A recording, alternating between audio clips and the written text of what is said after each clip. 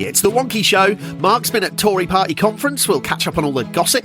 OFS is applying a spelling test across the sector. SA mills are going to be banned. And is online diversity training more hassle than it's worth? It's all coming up. Actually, nobody is disputing that written English, written communication is important. I think, if you actually look at the assessment policies, most of them will stress that effective communication is an important part of learning outcomes. What's being picked out here is very, very specifically spelling, punctuation and grammar.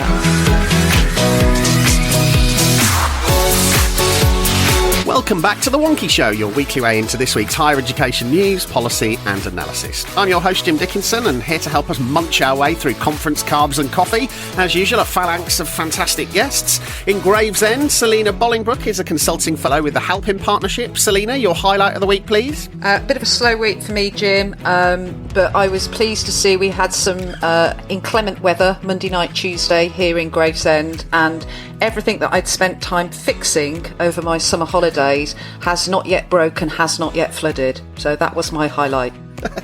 Excellent. And in South East London, Amatey Doku is a consultant at the Nous Group. Amatey, your highlight of the week, please. Oh, well, it's got to be the respite that we had for some hours from both WhatsApp and Instagram and Facebook the other day, and I was slightly disappointed to see when I went back onto WhatsApp I only had one message. So were you back on your Bebo account, Amatey? Yeah. Excellent. And in Winchmore Hill, Mark Leach is Wonkhe's editor-in-chief. Mark, your highlight of the week, please. Hi, Jim. My highlight of the week was the Wonkhe dinner at Conservative Party conference in Manchester. We do this every year because it's always fun to kind of create a little HE enclave for all the sector types that come to party conferences, a safe space for them, and just so nice to reconnect with so many people not seen since before COVID. Excellent. So yes, funnily enough, we start this week with Conservative Party conference. This week, party members, MPs, lobbyists and the media and a whole bunch of other hangers-on descended on Manchester for the annual shindig. So, Mark, do we know what levelling up means yet? Well, it's a work in progress, and I think that's kind of the point of this this party conference.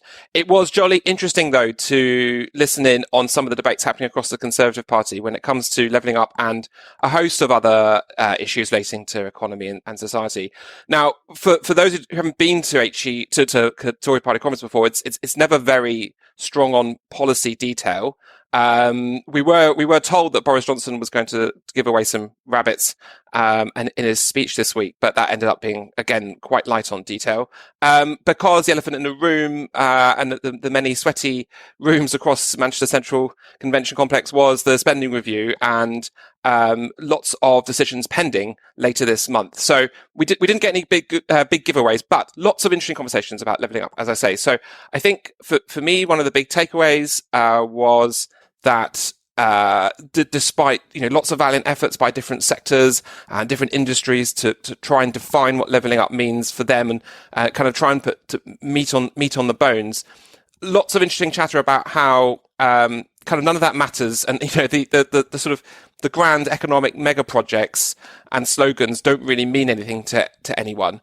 And so some of the more interesting conversation was about how levelling up could actually do things for people in their lives. I know it sounds controversial, but a consensus. I don't know about. I mean, the impression I got, Mark, was it was all a bit monkey tennis, insofar as there's a phrase, and then everyone's like, monkey tennis. Oh yeah, we'll deliver monkey tennis. We're the sector that can help you deliver monkey tennis. And it's like, I think we forget sometimes in HE, don't we, that every other sector is trying to put, fit themselves into the latest kind of fashionable thing. I mean, that's just how policy works. Yeah. I mean, that's just policy for you, Jim. I mean, Rachel Wolf from Public First has a really good line about this, which was that levelling up's not going to do anything unless people can see improvements. Their streets look nicer, they can get appointments with the local GP. If that's and where they've struggled before, that's the sort of thing that levelling up means to them. So, and implicit in that, I think, is some advice to universities, which is, maybe come down from the ivory tower and look at how, if you really want to contribute to levelling up, not just the slogan,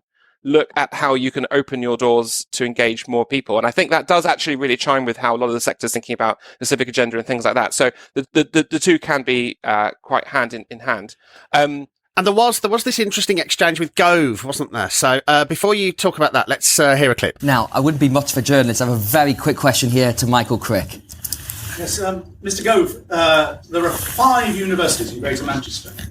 Wouldn't one good way to level up, maybe a bit more long term, would be to establish new universities in places like Doncaster, Grimsby, Barrow, Thanet perhaps, and some of those other northern cities and towns that don't have them right now, because it generates economic activity, particularly if those universities concentrate on STEM subjects. Thank you. Yes, I agree. There we are. There we are. Thanet University. Here we come, everyone.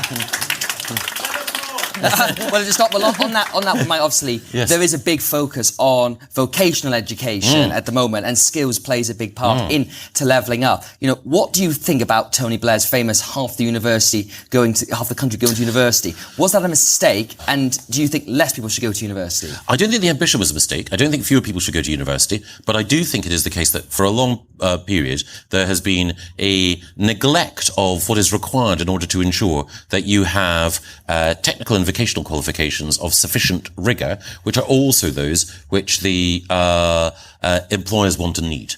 And that's why I think that Michael's point is so important.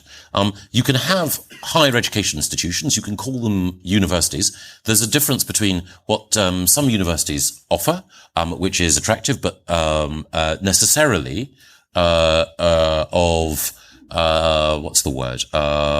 only perhaps suitable for, some, and what we should be concentrating on, which is precisely ensuring that people can have at least 3 years of high quality technical and vocational education in scientific, engineering and mathematical subjects, which prepare them better for the world of work.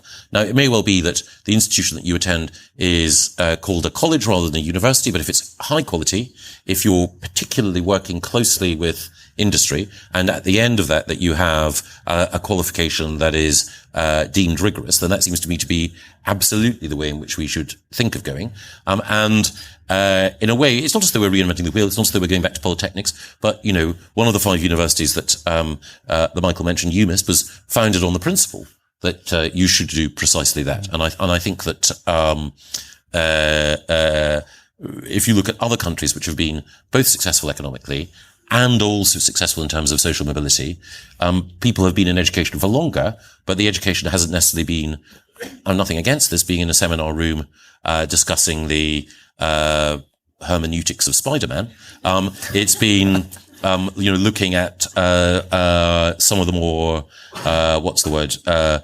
directly scientifically rigorous routes into work. Bad news for scholars of Spider-Man. Well, this was a fascinating exchange, and Michael Crick is absolutely brilliant at asking questions, and it was absolutely perfect question right there, because what I think that shows is that Michael Gove, a lot has been written, a lot of ink been spilt about how Michael Gove is there to do levelling up, but also implicitly win the next general election. And I can't help but wonder if Michael Gove has his eye on actually the next kind of several elections, because I think he's smart enough to know that plugging some of the desperate higher education cold spots with some sort of provision is going to improve lots of people's life chances in lots of important ways. That definitely runs counter to the prevailing narrative coming out from the rest of his party, which is about prioritising vocational and skills routes. The two can go hand in hand, and it's not like we're going to see a massive university challenge style universities kind of building agenda as was tried to kick off in 2008. But I think if he's thinking about the next several elections, we're going beyond, you couldn't, for example, you couldn't get a university up and running by 2023 or 2024, the next general election, certainly wouldn't be making tangible difference to people's lives. But if he's thinking about the long term, he's smart enough to know that higher education is a really great way of levelling up, literally.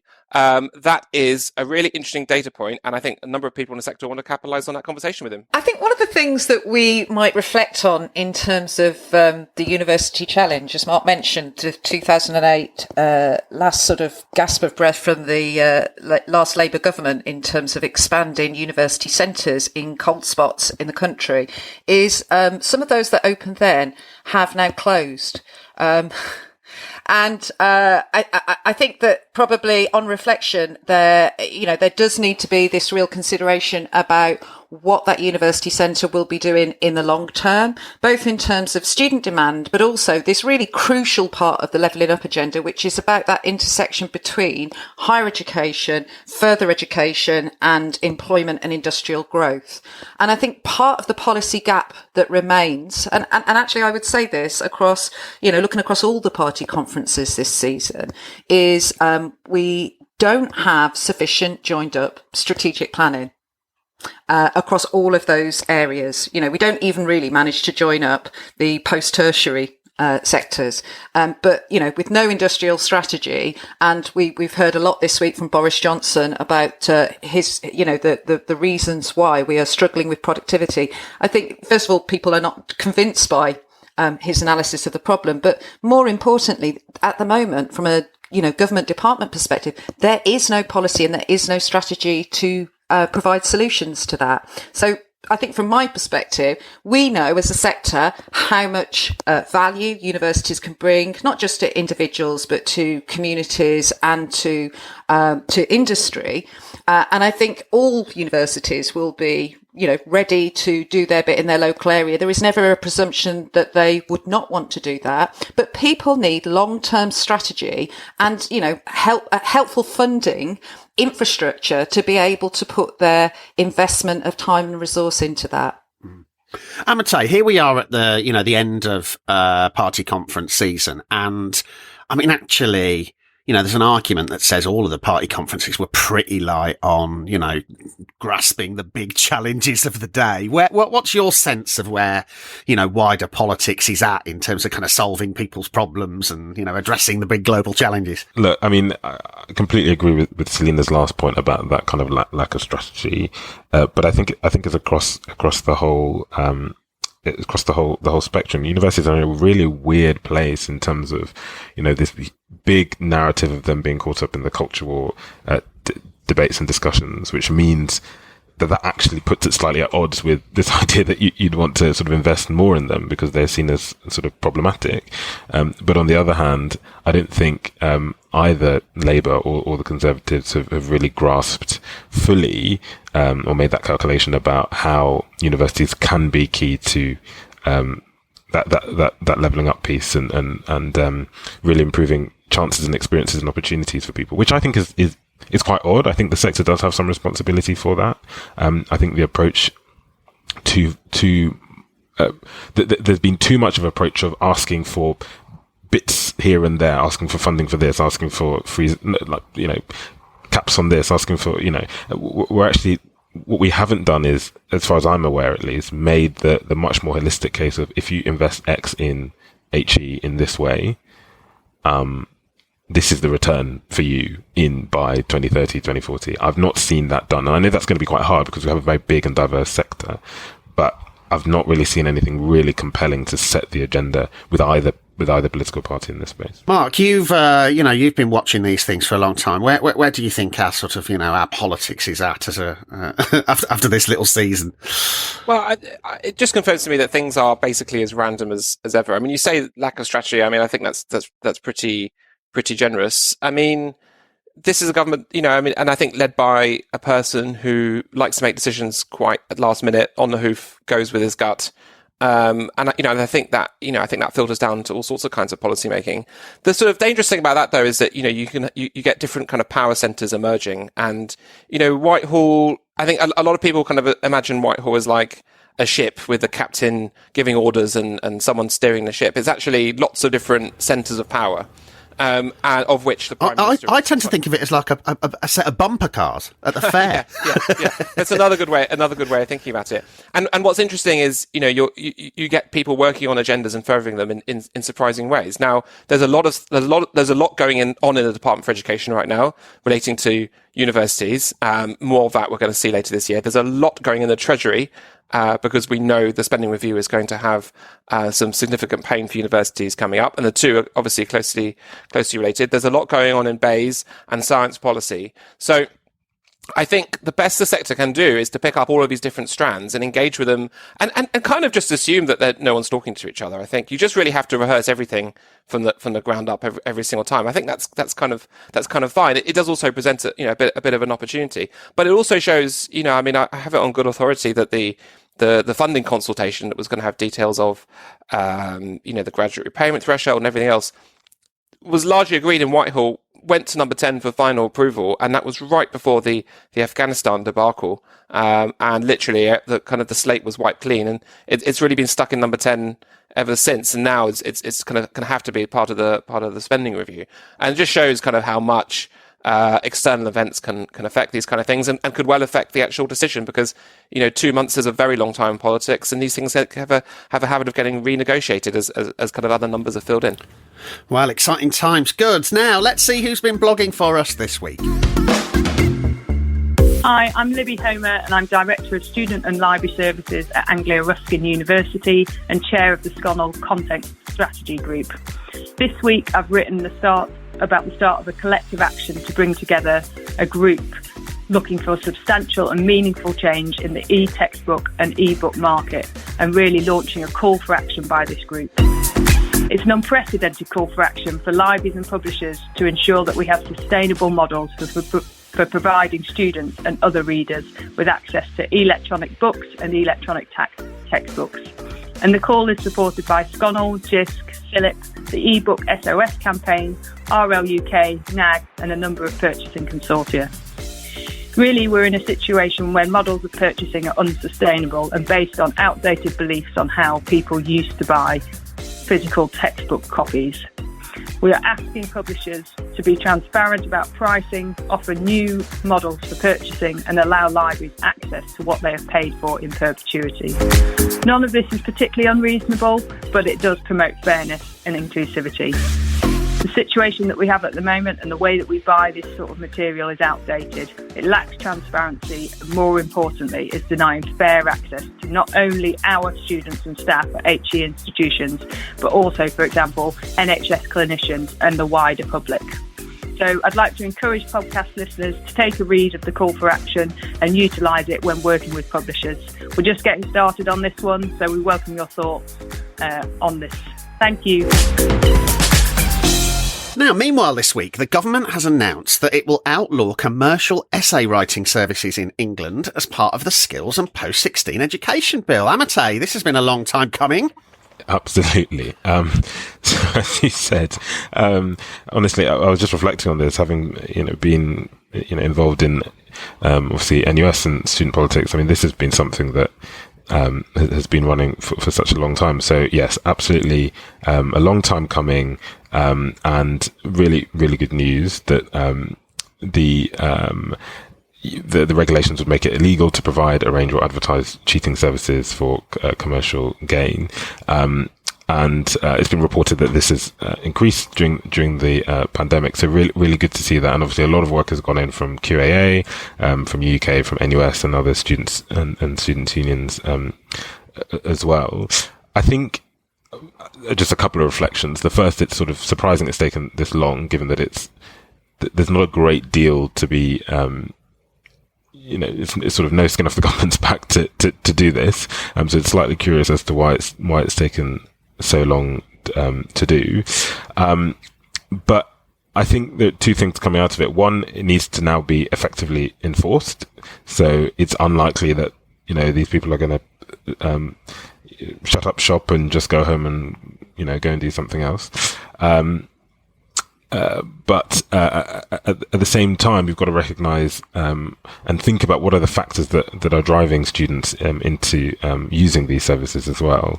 And I think we've really got to think about the support for students academically and also in terms of pastorally, in terms of welfare as well, to make sure that students are well supported, that this sort of practice doesn't even come on their radar, particularly I think for international students who passing or not passing isn't the same as for a domestic student. It has such bigger implications, both in terms of the amount of investment they've made into their education, but also in terms of visa requirements and the rest of it. So I'd like to see us really rally round and think about, again, for those students who are using essay mills, what is the support available that we can offer? Selena, last time I checked, the internet allowed you to talk to people in other countries than England. So this isn't going to make a blind bit of difference, is it? No, I think that's the key thing. You can create and pass a law to outlaw these services, but I think it's going to be very difficult to implement. Very few companies are going to offer themselves explicitly as essay cheating services. What they will offer is a service that provides, model answers.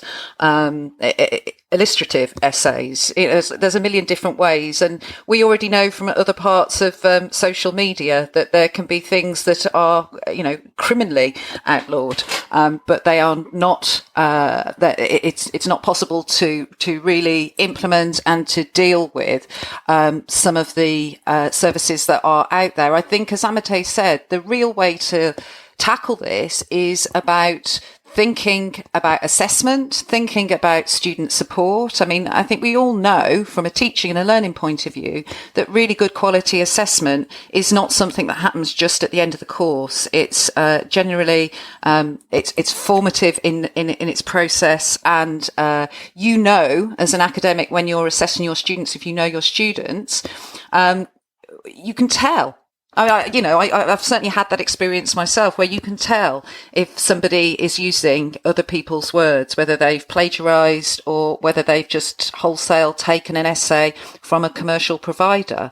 So I think it leads to more, deeper questions, really. But that puts universities in a very difficult place. As Amatey said, I think over the last year, there have been certainly some opportunities from a teaching and learning perspective, but far more challenges that have arisen when we have pivoted to having so much done online. Amatey, look, if we're worried about people writing essays, partly because, we're probably only 18 months away from AI being able to write your essay for you, let alone a student in another country, and we're worried about high stakes exams.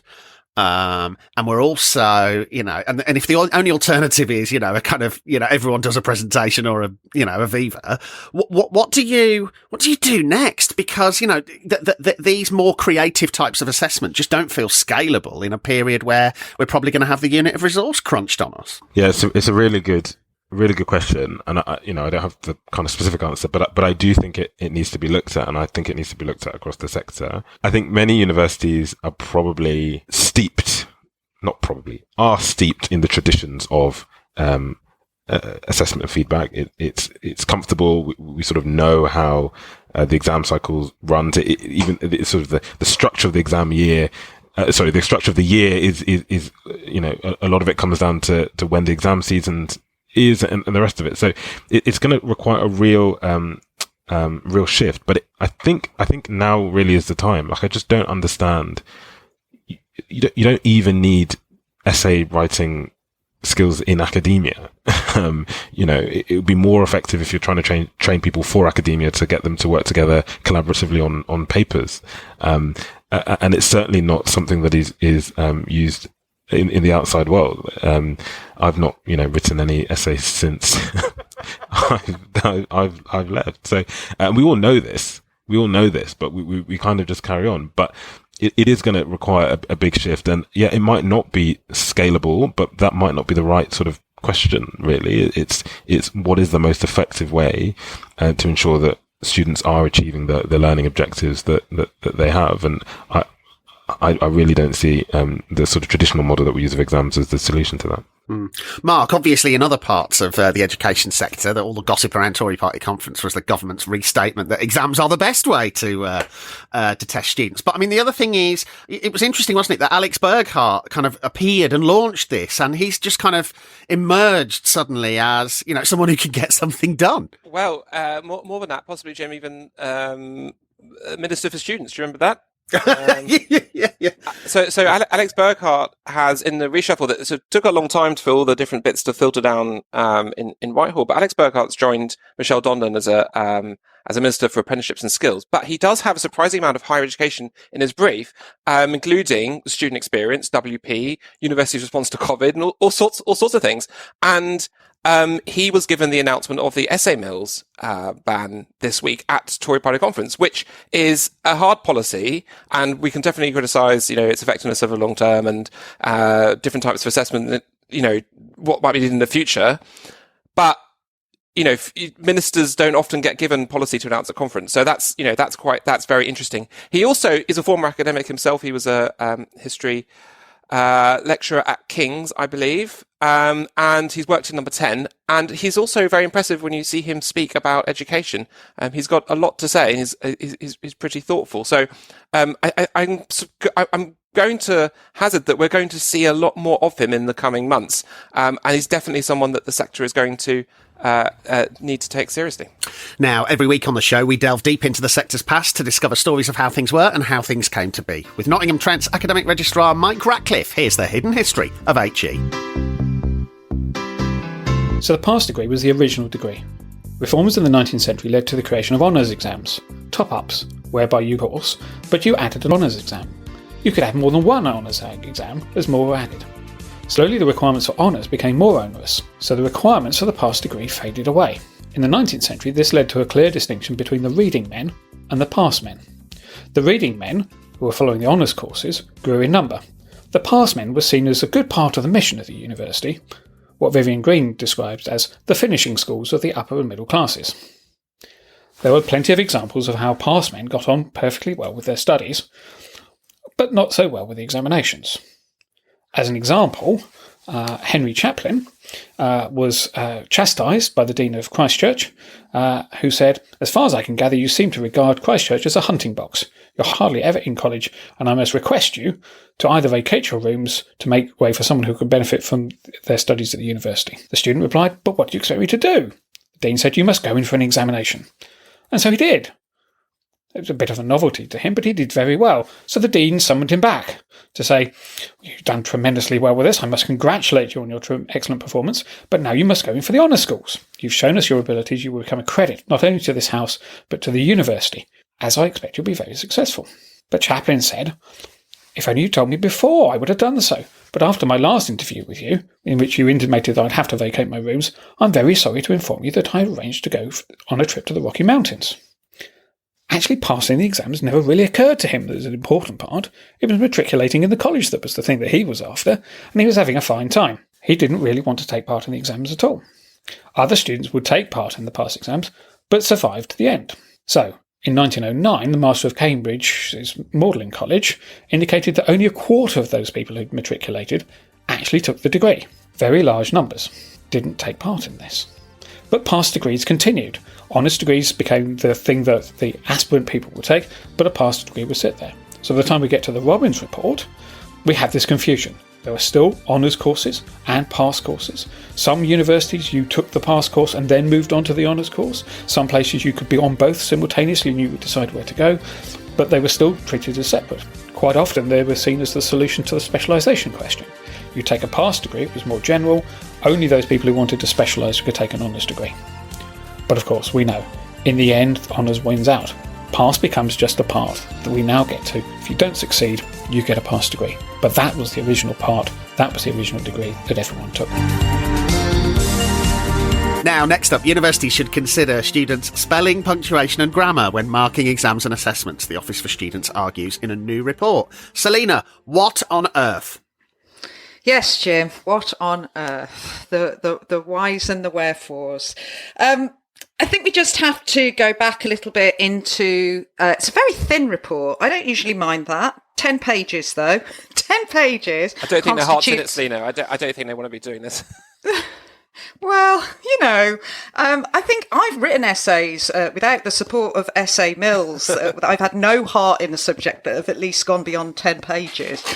So in that sense, in fact, I did think if you're going to write a report about assessment practices that look at spelling, punctuation and grammar, I suggest, and I am not the person to do this, but there could be a kind of wonky competition. So the first listener to alert us to the first grammatical spelling or punctuation mistake in this report should win a wonky pen or badge or a selfie. Always a selfie with Mark Leach. A mug, definitely a mug.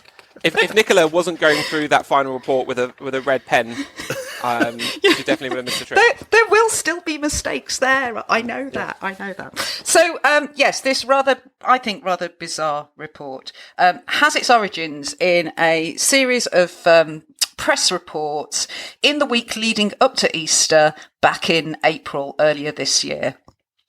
because somebody had picked up Hull University had an inclusive assessment policy, which asked staff, and I use the quote marks from the newspaper article, not to dock marks for spelling errors, as requiring good written English could be seen as elitist.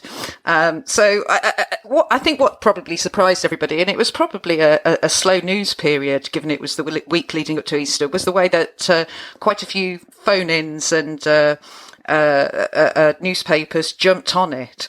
In fact, the Daily Mail actually claimed in their article that nearly half of university vice-chancellors were concerned about their students' literacy, which is not evidenced in any way, and certainly wouldn't accord to what I would say. Nearly half of the one VC we talked to. I know! Half of him was concerned about his students' literacy.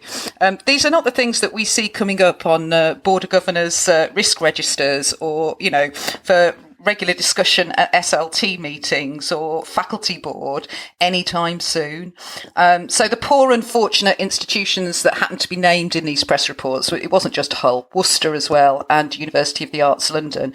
But what's strange about this is this then created sufficient impetus of concern on behalf of the regulator to decide in June that it needed to do a mini review and look at several institutions. They don't actually tell us how many institutions. I'm going to come on to the method in a moment, but they don't actually tell us in this report how many institutions they spoke to. They certainly don't tell us who they spoke to, what type of institutions, where they were based.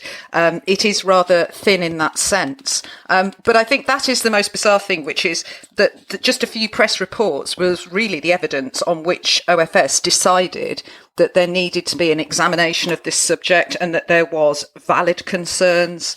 They kind of cite a CBI survey from 2019, which said that a quarter of their respondents were dissatisfied with the literacy and numeracy skills of young people. But actually in that same survey, those same employers said that they were much more dissatisfied with the fact that graduates didn't get relevant work experience, and that graduates' wider characteristics, behaviours and attributes were lacking in some way. But we've not yet seen the OFS mini review of those particular areas. So I think the evidence based on this kind of the validity of concerns is pretty thin. The report itself, I mean, really what it sort of tries to focus on is the idea that inclusivity should not be at odds with the assessment of technically proficient standards of English. It doesn't actually name what that constitutes in terms of technically proficient standards of English. It's all about written English. I mean, there's nothing about kind of oracy or anything else, which is actually a skill that's increasingly more valued by employers, and increasingly is one that's concentrated on more in secondary school. And I actually felt the report, we'll see when we've had the Wonkhe competition, but I felt it was an example of you can have competent grammar, but really poor communication, because this report really did not say a lot. And actually, one of the things it lacked was clarity. So not only did it not define what it meant by its much used phrase, technically proficient standard of English, but the case studies, and that's the way it was written, they kind of had these anonymous institutions contributing essentially to a desk review of documentation. They didn't speak to any academics, obviously. They spoke to a few senior managers about the scope of the review, but they didn't actually speak to any teachers or assessors. They just did a desk review of some documents. I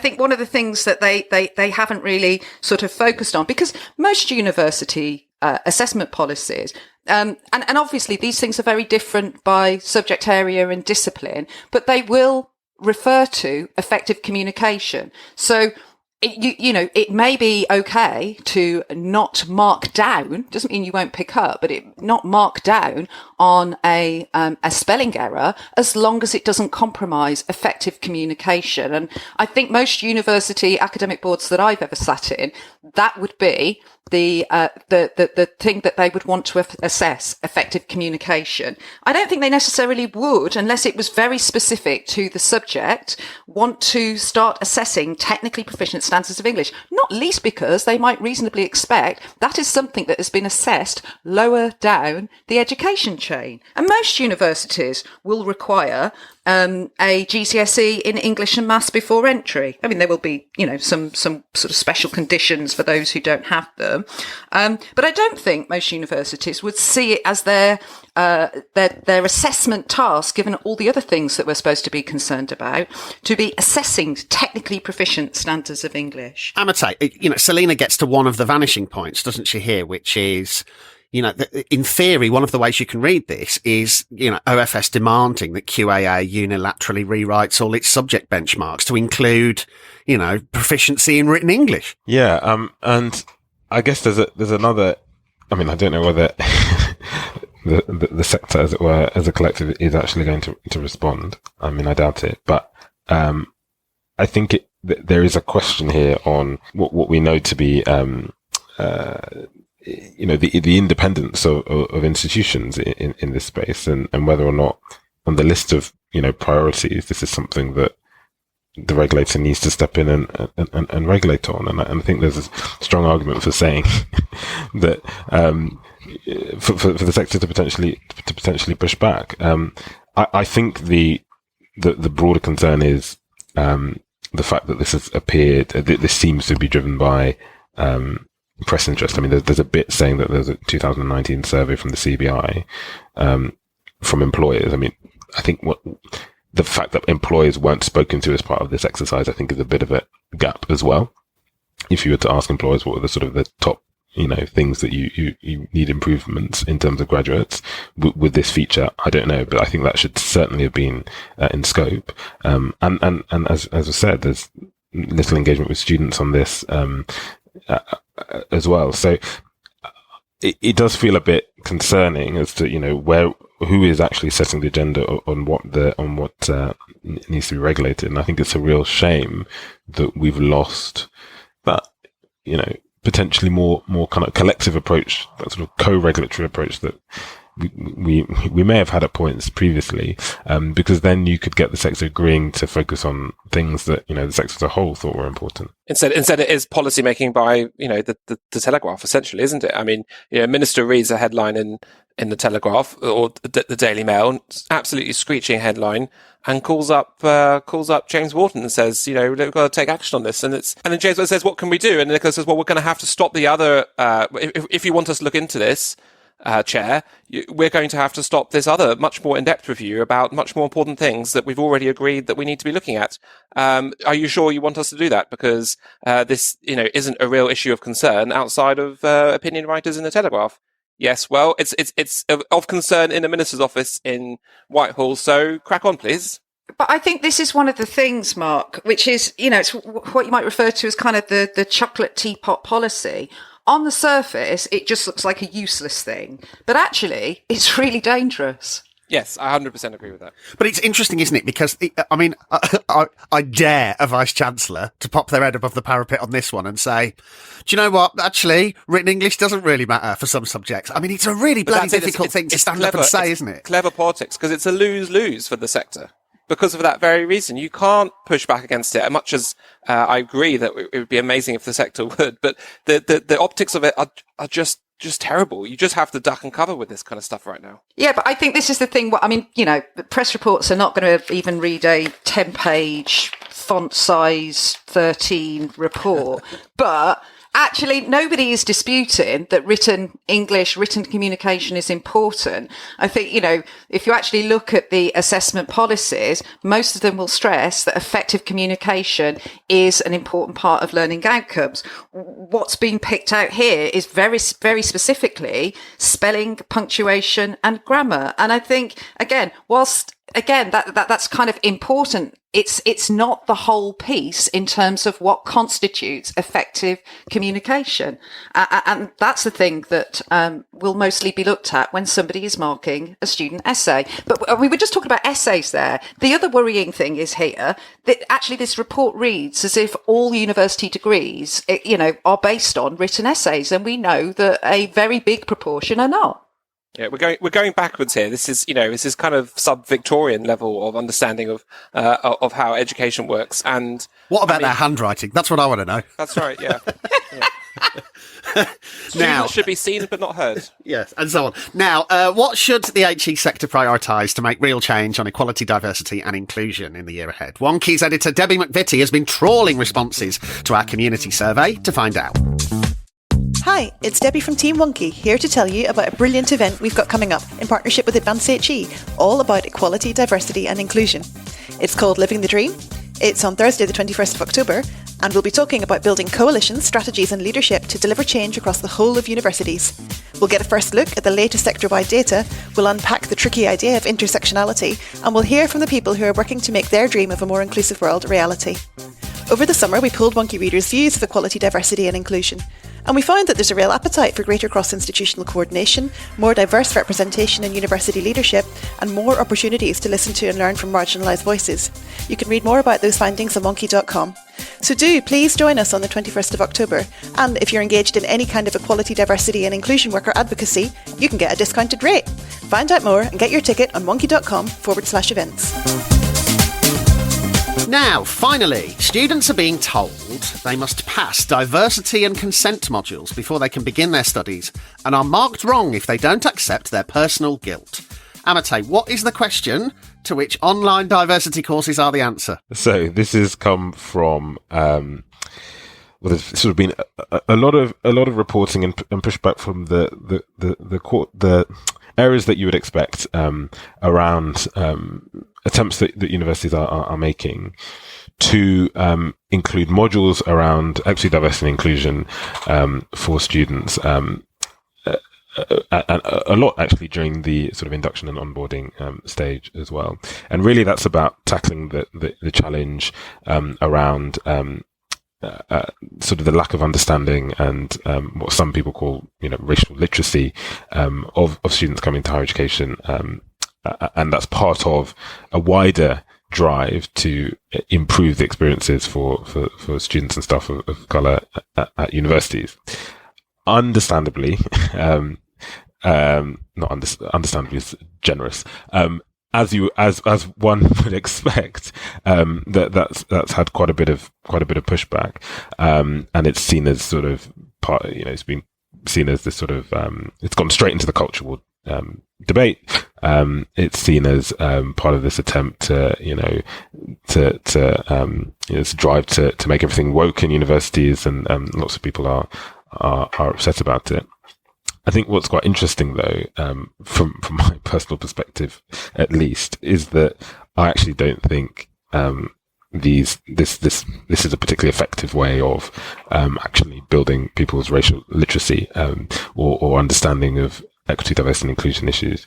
You really have, if you want to do this properly, you really have to get people in a room, a good facilitator who understands these issues, and talk this stuff out, get people to understand, to unpack their own biases, their own perspectives, their own experiences, and to take them on that journey and understanding the implication of certain actions and behaviours, and you need scenarios in there as well. So the whole debate is kind of going in circles, really, because you've got on the one hand some universities implementing this, I think, as a bit of a tick box. We can say we've got the training, the online training, bam, we've done it. That means that, we've ticked that box in terms of, on this issue.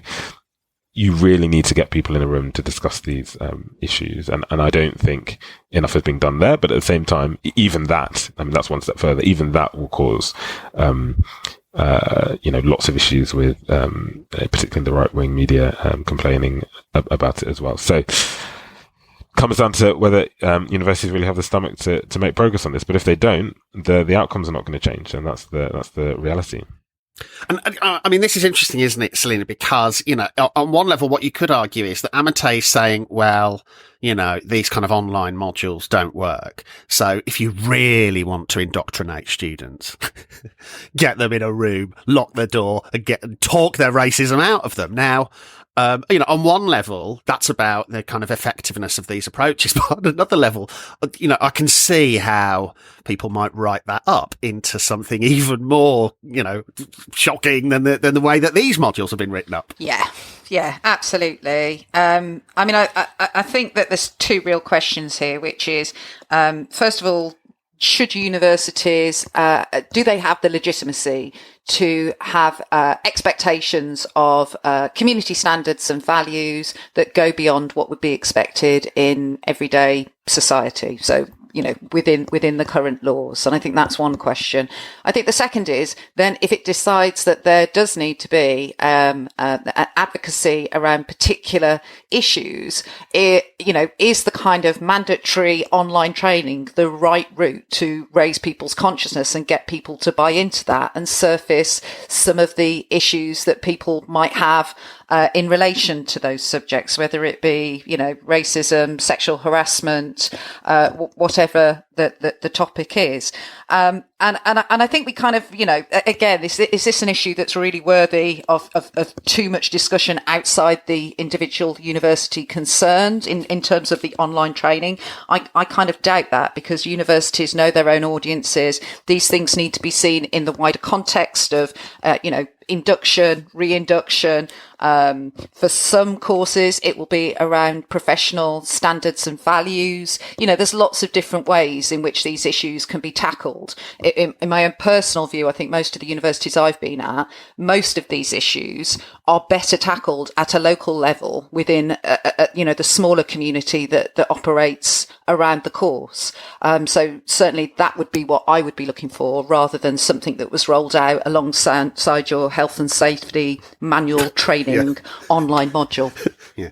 Amatey, what is the right solution here from a sort of PR and media point of view? Is the trick here to sort of, you know, head down, the newspaper stories will pass, we're doing the right thing internally, let's crack on? Or is it that, you know, the sector should more perhaps forcefully make the case for these sorts of interventions, even if this particular intervention isn't particularly effective? I think the sector should just do what is effective. Whatever they do, whatever they don't do is going to be, there's going to be pushback. And in fact, there's an argument to say that the more pushback, the more, you know, some of this stuff might actually be working, because it's showing that it is on the agenda. But, so I think there's that element of it. Look, things are only going in one direction. And I think, the sector just needs to knuckle down. I think the bit that's always missing from these conversations, though, and I guess it's partly because of the way they're framed, is, you know, what is the actual problem we're trying to solve here? And a lot of the people criticizing this don't have very many answers on that. And we don't talk enough about the actual tangible inequalities that there are in higher education, whether we're talking about the lack of diversity of staff, whether we're talking about unequal outcomes for students of color in relation to white students. So, and I don't think, and you know, there are actually very few debates about these issues. There's just, you know, one side and the other side, and they're shouting at their own constituencies and their own, you know, they're getting upset at each other. But I've not actually seen any debates about these issues, and that makes it really challenging, because the people who are saying, "Oh, this is all, you know, woke, whatever." There was a comment at Tory Party conference actually, where Oliver Dowden gets confronted by a member of the party saying, "You know, would the suffragettes be woke?" You know, today. That's actually a very rare. That's actually a very rare encounter, because people are not challenged on, okay, if you think that going down this route, doing this training, doing this thing is the wrong thing to do, how do you propose that we tackle these other inequalities that exist? This is part of what we're doing, and I think that's the bit that's missing. Journalists don't do it, you know, the media don't challenge on that front. So I think it's really about just bringing this back to whenever, you know, universities do or have to respond, it's bringing us back to that and saying, fine, you may not be happy about this, but what do you propose we do about the fact that, you know, there are no senior black academics in you know, universities? You know, what's your solution to that? And I mean, they just don't have the answers. That's the reality. So that's about it for this week. Remember to dig a bit deeper into anything we've discussed today. You'll find links in the show notes on wonkhe.com. Don't forget you can subscribe to the podcast automatically. Just search for The Wonkhe Show via Spotify, Apple or Google Podcasts or wherever else you listen. And to keep you and your organisation ahead of everything going on in UKHE, do head to the website to find out more about our various subscriptions.